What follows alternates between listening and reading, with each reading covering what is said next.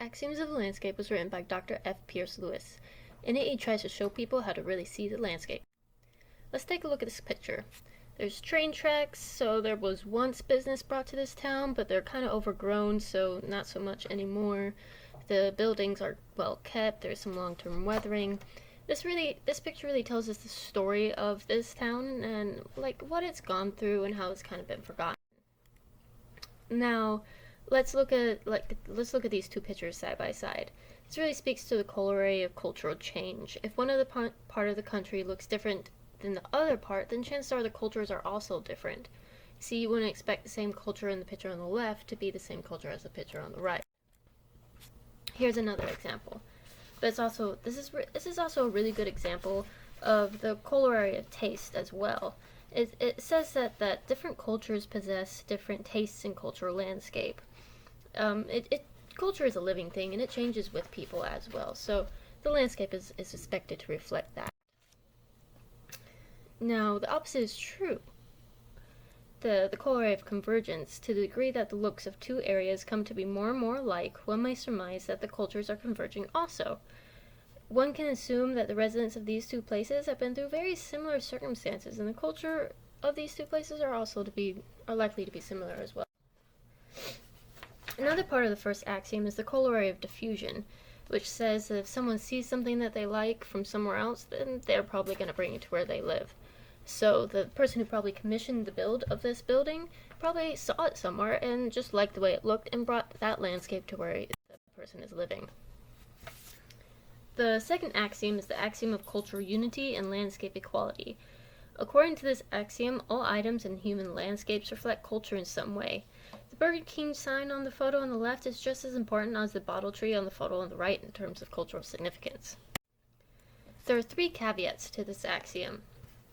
If an item is really unique, it may not seem to mean much except that its creator was rich and crazy. The second is that one should not be too hasty in judging something as unique, as there could be very similar relatives to the type of landscape it is. This building could fit into the first two caveats. It's weird, and it could have just been built because the person had money and they wanted to build it. But it also doesn't mean it's unique because there could be similar buildings. The third caveat is that just because all items are equally important, emphatically does not mean that they are equally easy to study and understand. Some buildings are difficult to understand, more difficult to understand than others. The axiom of common things dictates that common landscapes are inherently difficult to study by conventional means. It's more difficult to find literature on something common than it is to find literature on a landmark. But it has a corollary of pop literature, meaning that you're more likely to find descriptions of old towns and novels that take place in them, or find the specifics of how the design of a sign for a fast food place can draw customers in from a specific fast food journal. The fourth axiom is the historic axiom. It says that when you're trying to read contemporary landscapes, the history of that area matters. This plant landscape was built by people in the past, and these people have different tastes than what modern day people have. According to the corollary of historical lumpiness, most major cultural change does not occur gradually, but instead in great sudden historic leaps. These are most likely provoked by events or inventions. In the picture on the left, we have a highway, and on the picture on the right, we have what used to be a grocery store. Now, this grocery store very well could have been driven out of business by the formation of a highway near it that led to bigger stores like Walmart. This axiom has another corollary called the mechanical or technical corollary. It means you can't really understand the cultural significance of a landscape unless you know how it originated.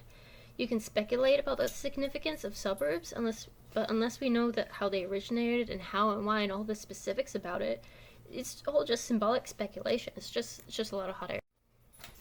The geographic or ecologic axiom says you can't take what you're seeing out of the location you are seeing it in. The physical location of a place plays a part in the culture there. Culture dictates that certain activities should only occur in certain places. So I doubt you find this seen all over America, but really in specific areas where the culture dictates it should be. When you're looking at a landscape, you can't just look at what's pretty or declared as historic. You have to look at it as a whole. So if all three of these pictures were in the same city, you would have to really look at all three to really understand what the culture of that city is like.